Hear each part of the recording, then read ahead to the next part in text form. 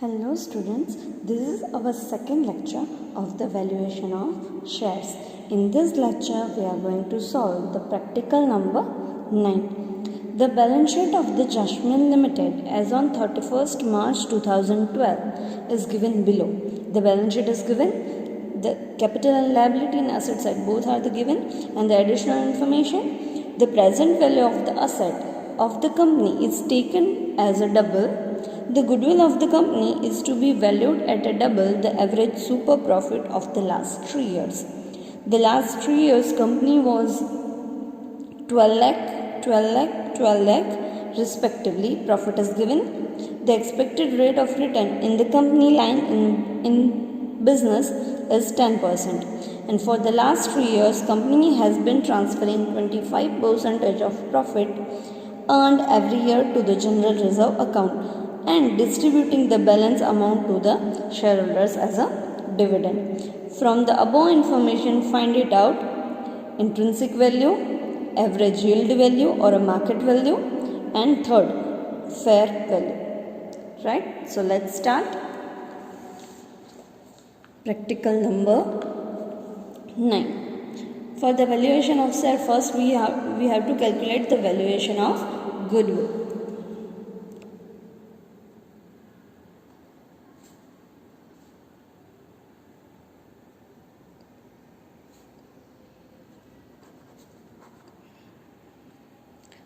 By which method we are going to solve the goodwill? By super profit method. So what would be this? Step number 1. Step number is capital employed.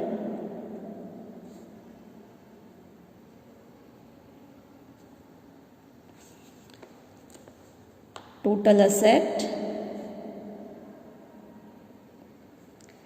The present value of the asset of the company is taken to as double. So let's start. Land and building. It's a 5 lakh. No depreciation on the credit side is given, so we directly double the amount of all the assets. So 5 lakh become 10 lakh. Plant and machinery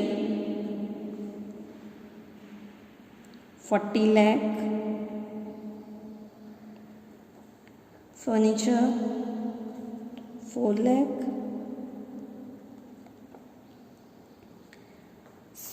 Stock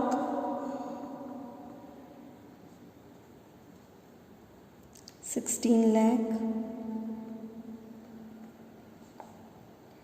Debtors and bank balance.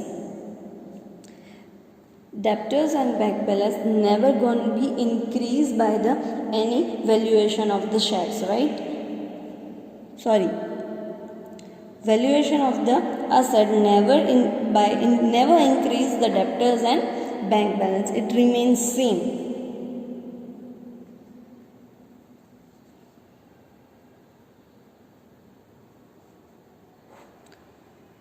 Total of the asset is 75 lakh. Now total liability,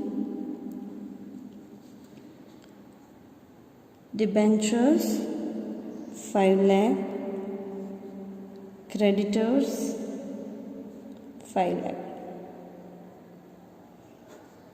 10 lakh. Capital employed 75 lakh minus 10 lakh.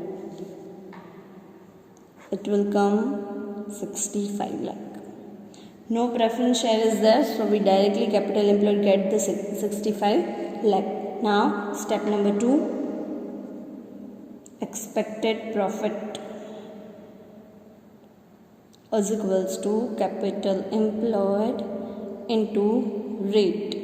Rate is given 10%, so 65 lakh into 10%, it will come 6 lakh 50,000, right?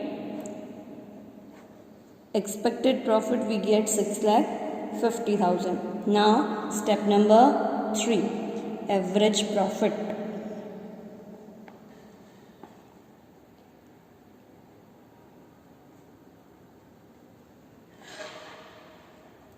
The 3 years last 3 years profit is given 12 lakh and 12 lakh. No adjustment are required for that. So we directly total of the 12 lakh plus 12 lakh plus 12 lakh. Total profit will be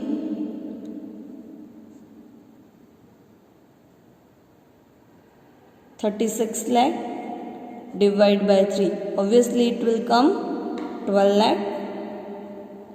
So average profit is came 12 lakh. Right?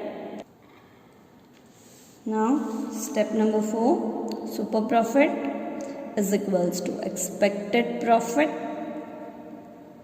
minus average profit minus expected profit. 10 lakh minus 6,50,000. It will come 5,50,000. Now step number 5, goodwill. Super profit into double the value, so into 2. 5,50,000 into 2, it will come 11 lakh. Goodwill value is 11 lakh, right? Now we are solving valuation of shares. First step is net asset. In the net asset, we have already calculated the capital employed. So capital employed is 65 lakh, in which we have to add goodwill 11 lakh plus non-trading investment, but in this there is no other non-trading investment were there, so let's total it 76 lakh. So net asset would be 76 lakh. So what would be the intrinsic value? Intrinsic value is equals to net asset divided by number of shares. Net asset would be 76 lakh divided by number of shares will be 20 lakh divided by 10, it will come 2 lakh. So intrinsic value of the share will be 38 rupees.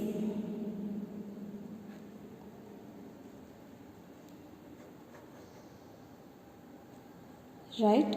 Now we have to find out the market value.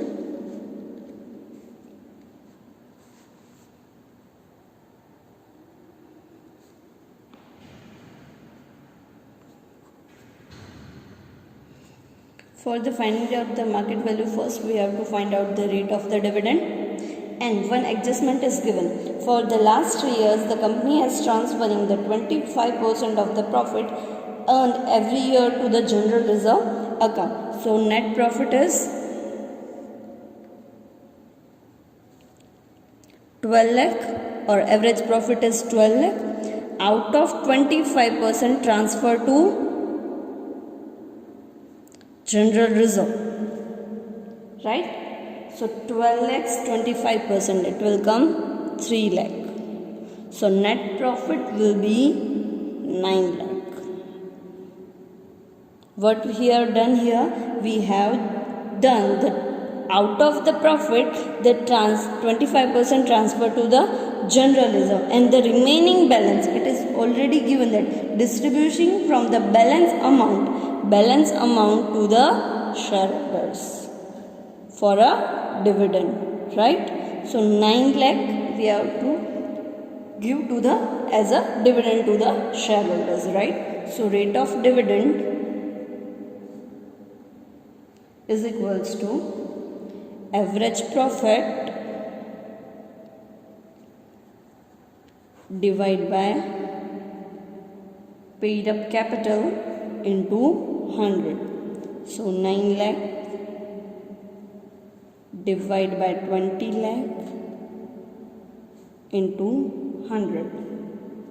It will come 45%.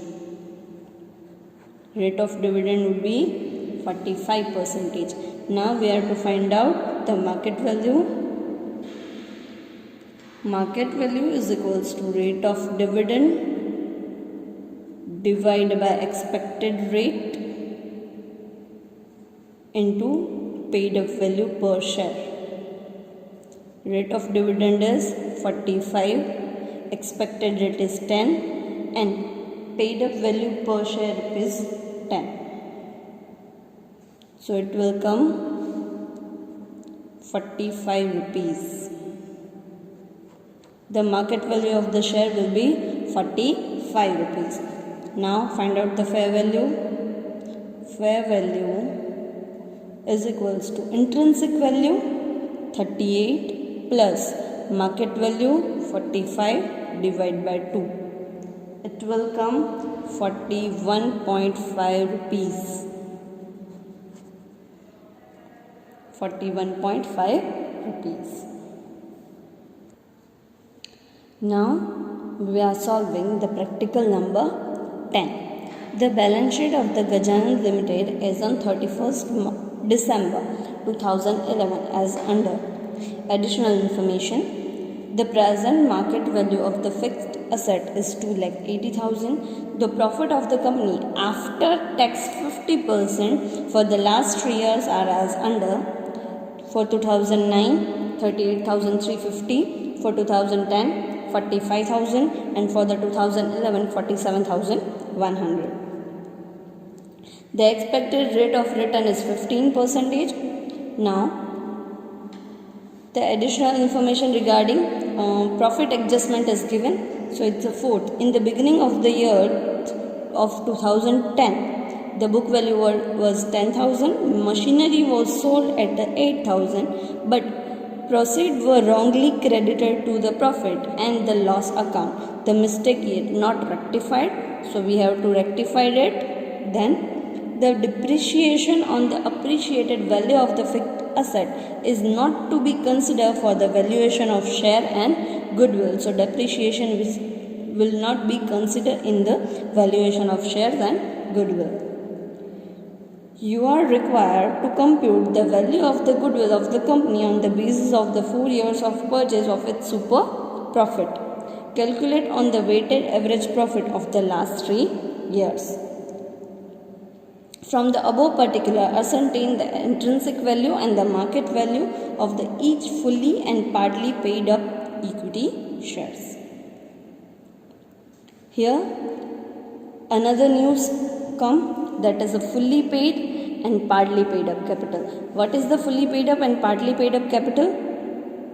Here, share of rupees 10 each is 1,12,000, but out of the rupees 3, final call of rupees is calls in arrears. It's not yet fully paid, right? So we have to calculate the fully paid up and partly paid up equity shares, right? So let's carefully understand the practical number 10. First, we are calculating the valuation of goodwill.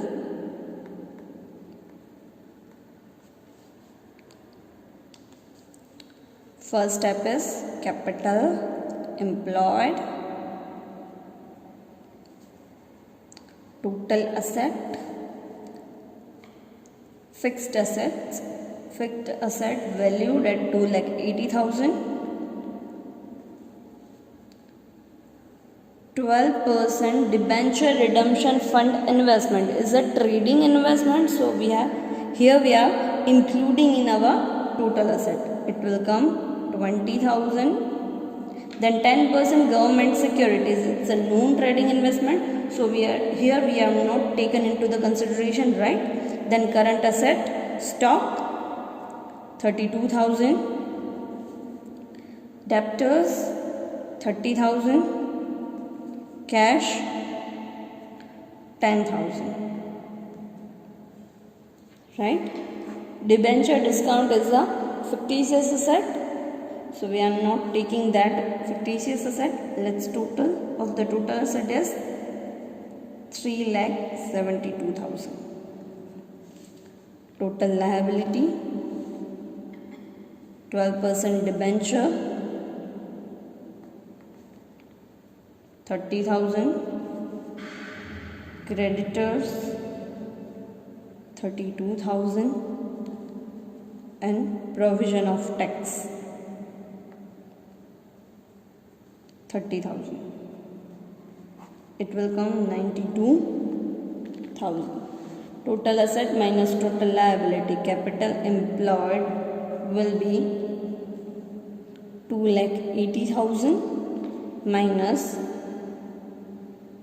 preference share capital. Preference share capital would be 80,000. Capital employed would be 2 lakh. Got it? Now step number 2. Expected profit is equals to 2 lakh into expected rate is 15%. So it will expected profit would become 30,000 rupees. Right? Now step number 3. Average profit.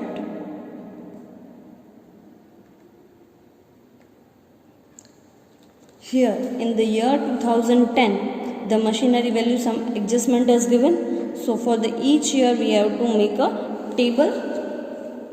So we are making a table. First year 2008, 2009, 2010. Profit is given 38,350, 45,000 and 47,100. But in year 2010, in the beginning of the year 2010, a machinery, a book value of rupees 10,000 was sold for rupees 8,000, but not proceeds were wrongly credited to the profit and loss account. The mistake has not yet rectified. But in the beginning year of the 2010, that means what will be the our data? Our date in the year 2010. In the beginning year, sorry, I have mistaken here, 2009, 2010 and 2011. So in the year 2010, in the beginning of the year 2010, the 8,000 rupees proceed wrongly credited to the P&L account, right? So it is credited in the P&L account. So we have to deduct that 8,000 rupees. But here, after profit, after tax, 50% tax is profit given. So we have to deduct the tax, 50% of the tax on the selling price of the machinery, right? So 8,000 into 50%, it will come 4,000 after tax, after deducting tax. So 4,000 we have to deduct from here. And further, depreciation we are not considering it, but in this method or this adjustment, depreciation has been charged on machinery at a 10%, right? So it is a charge, so it is also already deducted from the profit. So we have to add it back, right? So first we have to find it out, the depreciation. The book value is 10%, 10,000 is 10%, it will come 1,000. But after tax we have to deduct tax also, so it will come 500. So we add back a depreciation, right? And final balance of the profit is, there is no change in the 2008, so it will remain same. For the 2010, 45,000 minus 4,000 plus 500, it will come 41,500, right? And for 2011, for 2011. Here we also add back the depreciation amount that has been continued in the 2011 also, right? The same mistake has been carried forward by the 2011 also whole year. Now we are rectifying, right? So here we have to add back a depreciation also. So what will be the value of the machinery in the 2011? So 10,000 minus 10%, it will come 9,000, right? So 9,000's 10%, it will come 900 into 50% after tax, it will come 450. So we added back in the year 2011 450. Then profit will be 47,500 plus 450, it will come 47,950. Sorry, I have a mistake in here. 47,100 plus 450, it will come 47,550. Sorry, 550. The weightage average profit is, we have to find it out. So 1, 2, 3 weightage. Then weightage profit would be 38,350 into 41,500 into 2. It will come 83,000. And 47,550 into 3, it will come 1,42,650. Total would be 2,64,000. Now we have to find out the weightage average profit.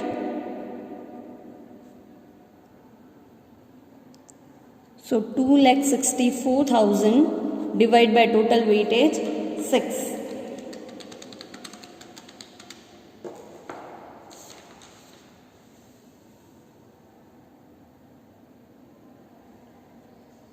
It will come 44,000.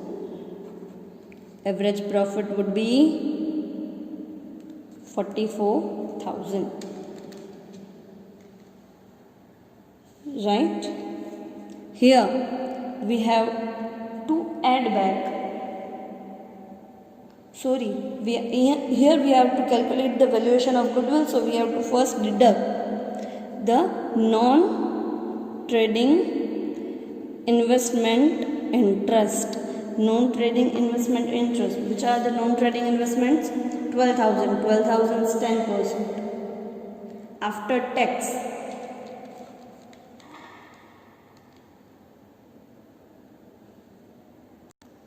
sorry, 12,000 is the market price. Face value is the 10,000. So 10,000's 10%, it will come 100. After tax, so we have to deduct tax 50%, it will come 500.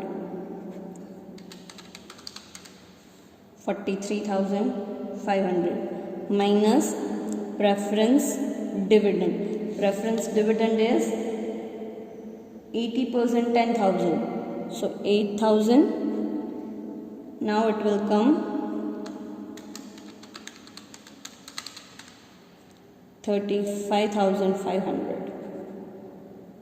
35,500. Average profit after deducting non-trading investment interest and preference dividend, it will come 35,500. Now step number 4. Super profit is equals to average profit minus expected profit.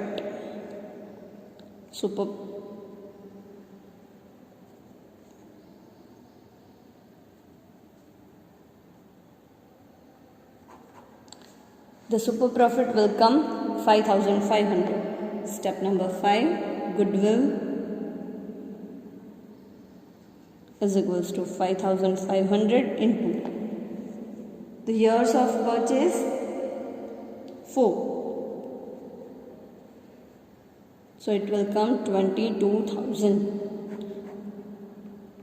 Goodwill of the company, it will come 22,000. Now we are going to calculate the valuation of shares.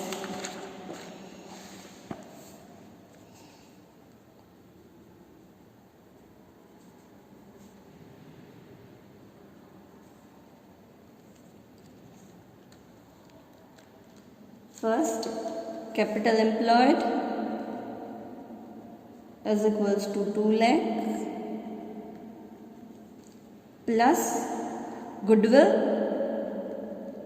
Goodwill come 22,000 plus 10% non-trading investment, government securities. Market value of this government securities is 12,000. So here we are considering the market value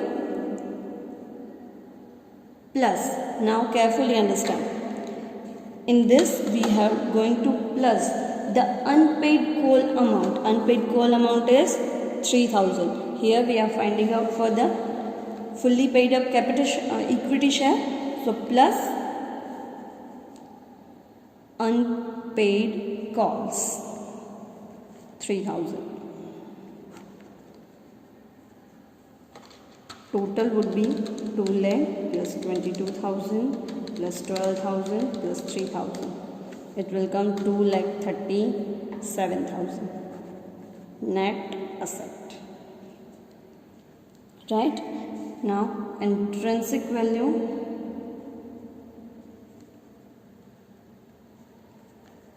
Net asset divided by number of shares. 2,37,000 divided by number of share would be 12,000. So intrinsic value of the share will be 19.75 for fully paid up share.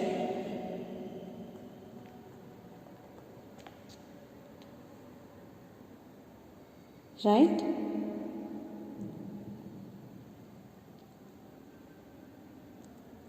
Now we have to find out the intrinsic value for the partly paid up shares. So partly paid up share. If the price of rupees share 10, the value would be 19.75. So how much is the unpaid amount? 3. Unpaid amount is 3. So 10 minus 3, it will become 7 paid up capital. The value would be how much? So 19.75 into 7 divided by 10. It will come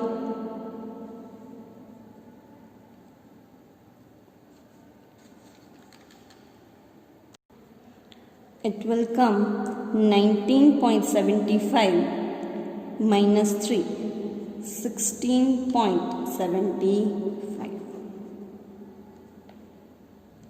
So for partly paid up capital share, the value of the share will be 16.75. Understood? This is a 19.75 fully paid up capital share. The unpaid amount of rupees 3 we have to deduct from the fully paid up share. Then we get the partly paid up share value.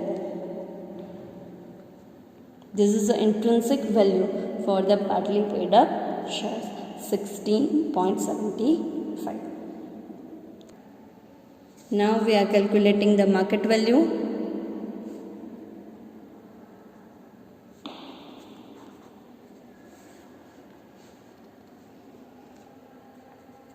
First is average profit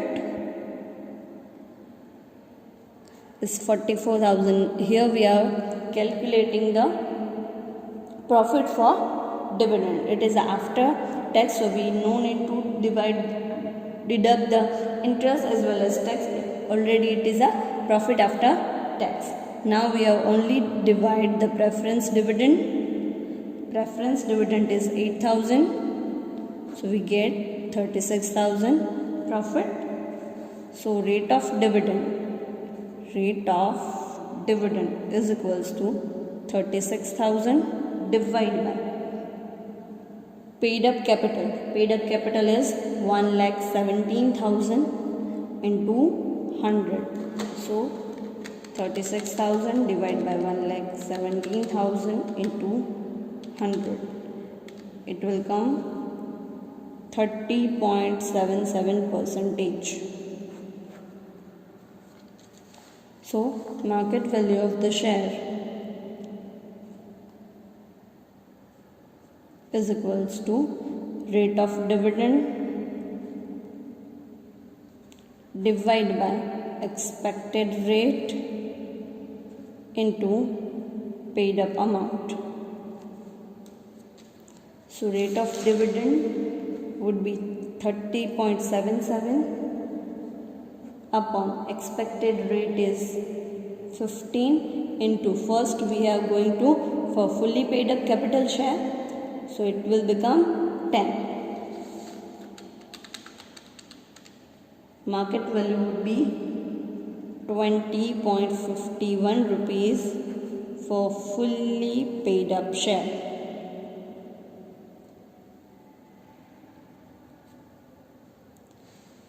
Now for the partly paid up share,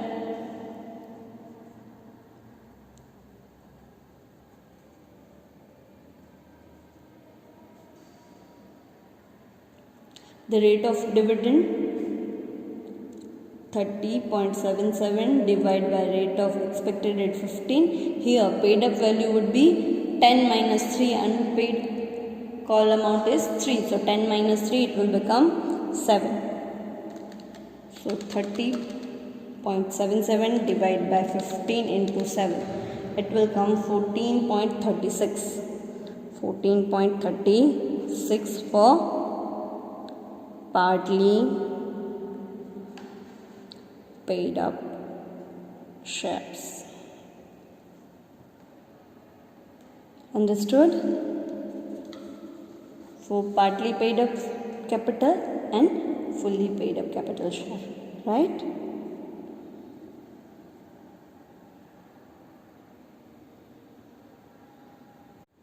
Now we are solving our illustration number 13.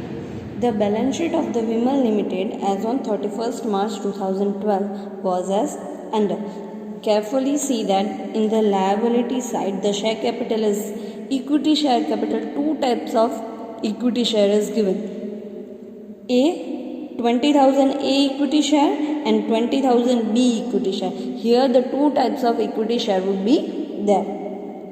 So we have one, A is a fully paid up and the B is a partly paid up, just rupees 8 per share, rupees paid up, and rupees 2 for B is not paid up. And then also the C is also there, so 10,000 C equity share capital of rupees 10 each out of 6 rupees per share paid up. So here we have a three kind of equity share, A, B and C. A is a fully paid up, B and C is a partly paid up, right?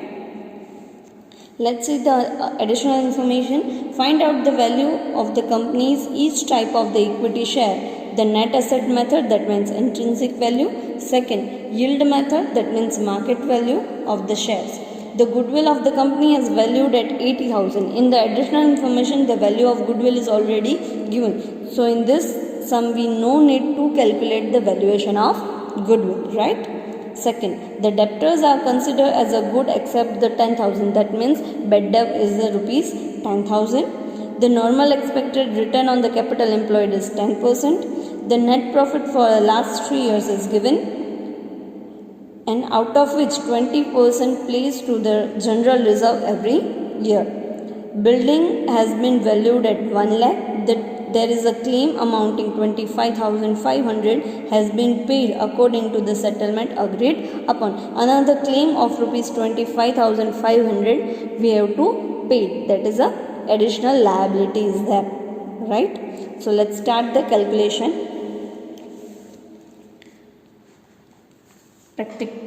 Illustration number 13, valuation of share. As valuation of goodwill is already given, so no need to check it out or calculate the valuation of goodwill. We are directly calculating the valuation of share. In the earlier sums, we have saw that in the valuation of goodwill, we have already calculated the capital employed, and we have to find out only added to back a goodwill and the non-trading investment. But here we are not calculating the goodwill, so we have to first write it down all the asset and liability. Carefully understand that is a valuation of goodwill. Valuation of shares. So net asset, first is total asset. First we have to write down goodwill. Goodwill is 80,000. Then building,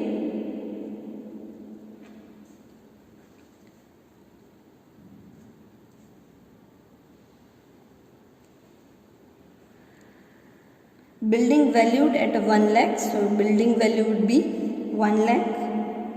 Machinery 1 lakh minus depreciation 20,000, machinery will become 80,000. Then stock 2 lakh.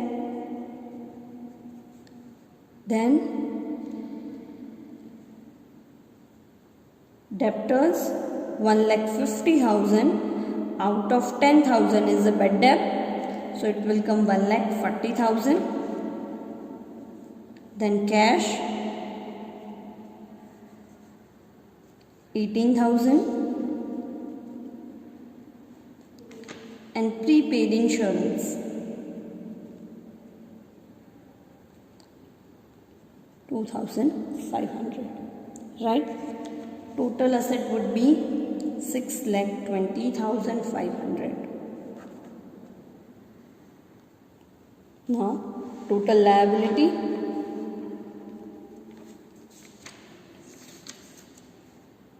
first is creditors.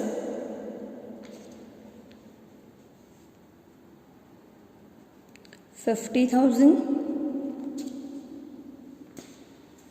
Bank overdraft 15,000. Then additional liability is given the unpaid amount of the claim. So claim amount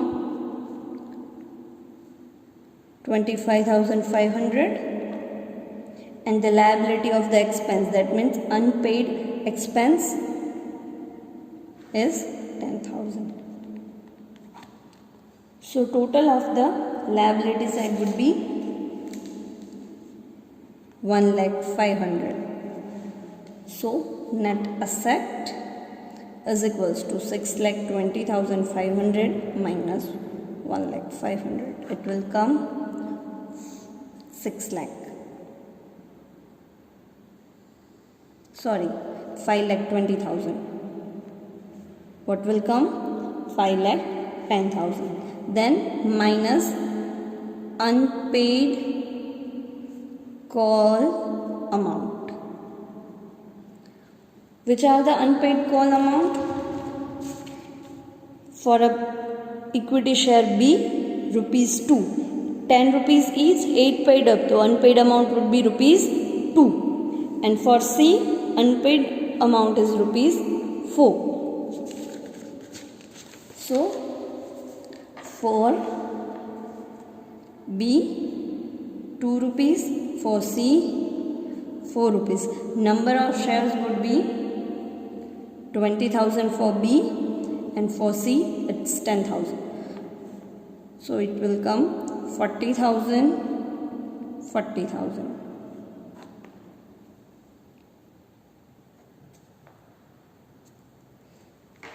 So we have added back the unpaid call amount. So 5,20,000 plus 80,000. Net asset would come 6 lakh rupees. We have to add back the unpaid call amount of rupees 80,000. So 5,20,000 plus 80,000, net asset would come 6 lakh. So intrinsic value is equals to net asset divided by number of shares. So 6 lakh divided by number of, first we have to assume that the fully paid up share, so total number of share would be 20,000, 20,000 plus 20,000. So it will be 50,000 rupees, right? So 6 lakh divided by 50,000. It will come 12 rupees per share. right? For the A equity share, it will come 12 rupees, right? For the B equity share, 12 rupees minus unpaid amount is rupees 2, so it will become rupees 10. And for the C equity share,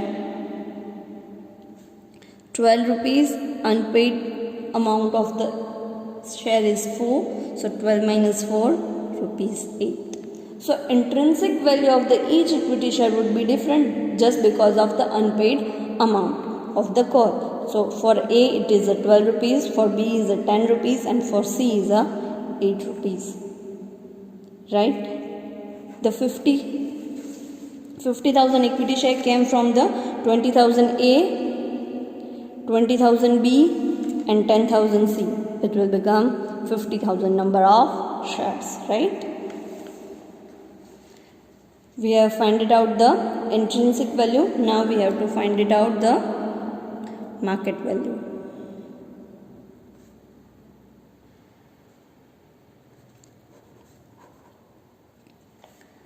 The market value. First we have to find it out the rate of dividend. For the rate of dividend, we have to find out the average profit. So year 2000, 910, 1 lakh. For the 2010-11, it is given 1,30,000, and for the year 2011-12, it is given 1,20,500. Out of which we have to deduct a bad debt of rupees 10,000 and claim amount of rupees 25,500. So it will come 85,000. Right? So for 2009, 1,30,000 plus 85,000. Average profit is equals to 1 lakh plus 1,30,000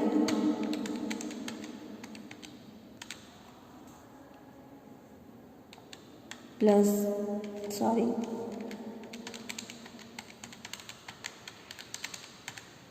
3,15,000 divide by 3, 1,05,000, out of which the general reserve transfer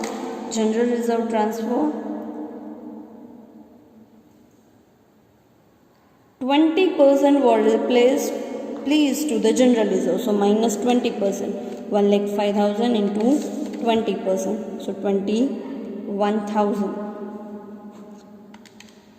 It will come 84,000. Average profit of rupees 84,000. Now rate of dividend.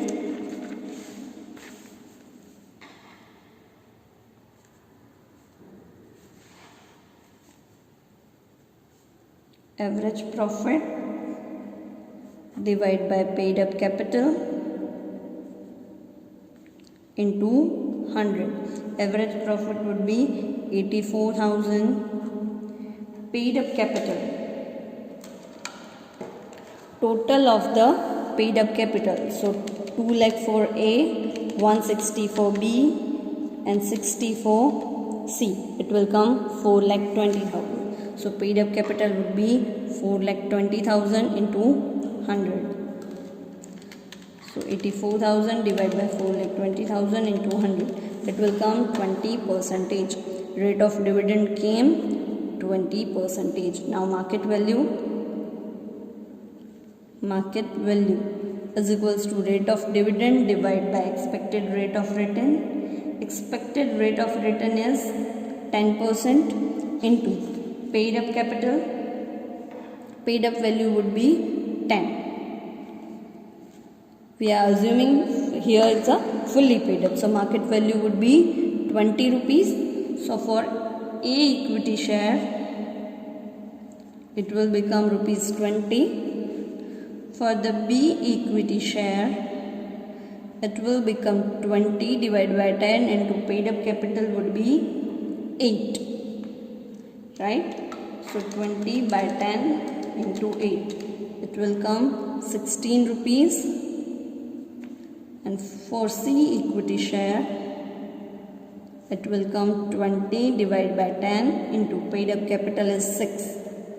So 20 divided by 10 into 6, it will come 12 rupees.